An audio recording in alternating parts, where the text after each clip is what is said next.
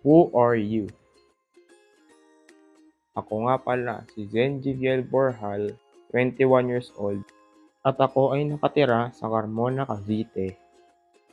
What do you do? Minsan ay nakikinig ako ng music. Depende rin sa mood kung anong kanta ang papakinggan ko. Minsan ay nanonood din ako ng anime.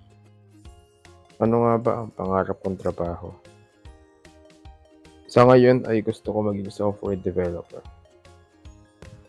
Ano nga ba ang buhay ko sa labas ng paaralan? Minsan ay naglalaro ako ng video games. Tulad ng Nier Automata, Genshin Impact, at Honkai Star Rail. What are your expectations for systems, analysis, and design? Inaasahan kong magiging challenging itong subject ito para sa akin. Mga topics na nakakalito, pero marami rin akong matututunan.